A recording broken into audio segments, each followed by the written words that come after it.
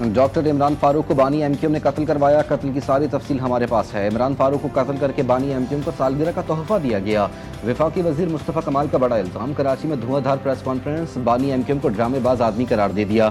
کہا ڈاکٹر عمران کی اہلیہ کی لاش پر بانی ایم کیو ایم نے ناٹک شو کیا۔ بانی نے لاش پاکستان بھیجنے کے لیے لاکھوں پاؤنڈ کا چندہ وصول کیا، شہداء قبرستان بھر دیا، پوری جیلیں بھر دیں، جوان لاپتہ کروا دیے۔ بانی ایم کیو ایم ہمارے بچے کھا گیا، ہماری نسل تباہ کر دی۔ بانی ایم کیو ایم قومی مجرم اور ملک کا غدار ہے۔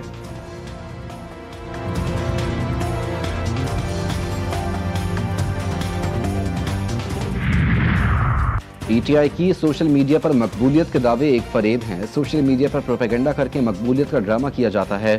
بیرسٹر عقیل ملک کی گفتگو، کہتے ہیں پی ٹی آئی کے سوشل میڈیا پر کوئی حقیقی فالوورز نہیں ہیں، سوشل میڈیا پر مصنوعی ریچ دکھائی جاتی ہے۔ پی ٹی آئی کی سیاست منفی بیانیے، جھوٹ پر مبنی ہے۔ پی ٹی آئی کی حقیقت عوام کے سامنے آشکار ہو چکی۔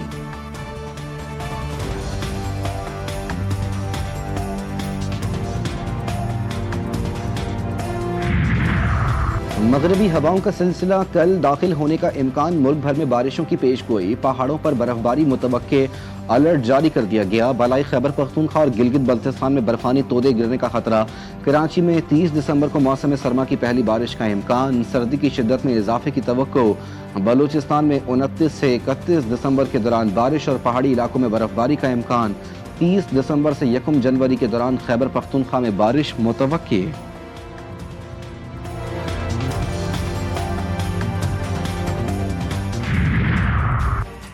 وزیر داخلہ محسن نقوی اور وزیر مملکت طلال چودھری کا سیف سٹی ہیڈ کوارٹرز کا دورہ۔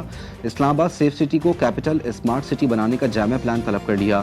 ڈیجیٹل وال پر اسلام آباد کی مانیٹرنگ کے نظام کا جائزہ لیا۔ کہا 1 جنوری سے اسلام آباد میں بغیر ایم ٹیگ گاڑیوں کے داخلے پر پابندی ہوگی۔ سیف سٹی میں اصلاحات اور ٹیکنالوجی کا مؤثر استعمال وقت کی اہم ضرورت ہے۔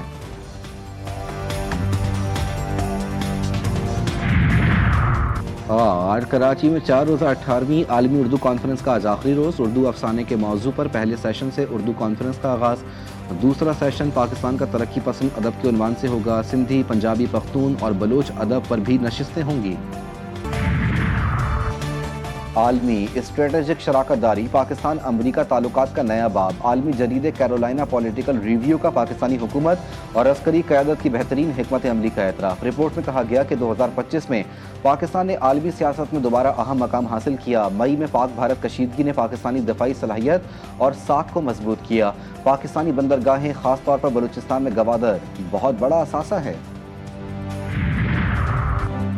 امریکہ، اسرائیل اور یورپ ہم پر جنگ مسلط کرنا چاہتے ہیں۔ ایرانی صدر مسعود پزشکیان کا بڑا بیان، کہتے ہیں موجودہ صورتحال عراق ایران جنگ سے بھی زیادہ پیچیدہ اور خطرناک ہے۔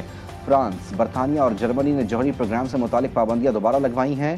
اقوام متحدہ کی پابندیاں کشیدگی میں اضافہ کر رہی ہیں۔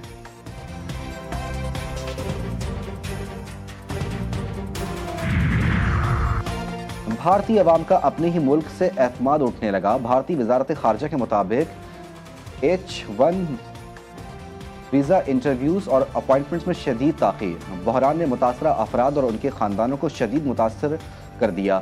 ماہرین کے مطابق بیرون ملک مقیم بھارتی شہری بھارت کو اب اپنا گھر تصور نہیں کرتے۔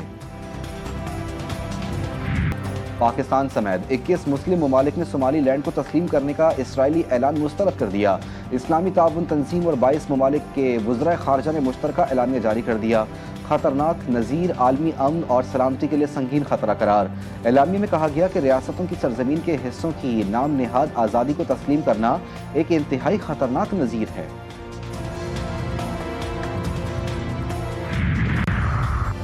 اسرائیل غزہ میں جنگ بندی کی خلاف ورزی سے باز نہ آیا۔ 3 ماہ میں جنگ بندی کے دوران 414 فلسطینیوں کو شہید کر دیا گیا، 1100 سے زائد زخمی ہوئے۔ شدید سردی کی وجہ سے 14 بچے جان سے گئے۔ خیموں میں موجود ہزاروں فلسطینی سردی میں بنیادی سہولیات سے محروم۔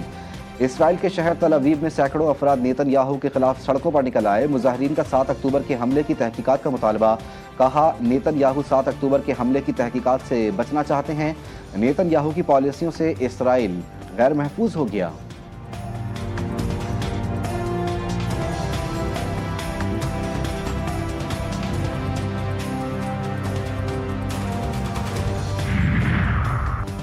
यूक्रेन के सदर ज़ेलेंस्की कैनेडियन वज़ीर आज़म मार्क कार्नी से आज मुलाकात करेंगे। अमरीकी सदर डोनाल्ड ट्रंप से पीर को फ्लोरिडा में मुलाकात होगी। सदर ज़ेलेंस्की का कहना है कि यूक्रेन की अपनी सुर्ख लकीरें हैं, लेकिन मफाहमत का रास्ता भी निकल सकता है।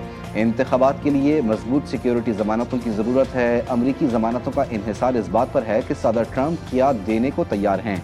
चीन अभी रूस यूक्रेन अमल में हिस्सा लेने के लिए तैयार नहीं लगता।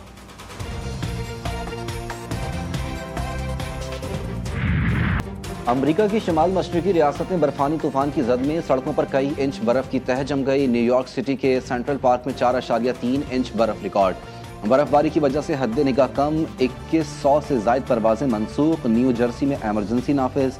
नेशनल वेदर सर्विस ने न्यूयॉर्क स्टेट और केंटकी तूफान और मौसम सरफा के तूफान की वार्निंग जारी कर दी। न्यूयॉर्क के गवर्नर ने भी हंगामी हालत नाफिज कर दी। शहरियों को बिला ज़रूरत घर से ना निकलने की हिदायत।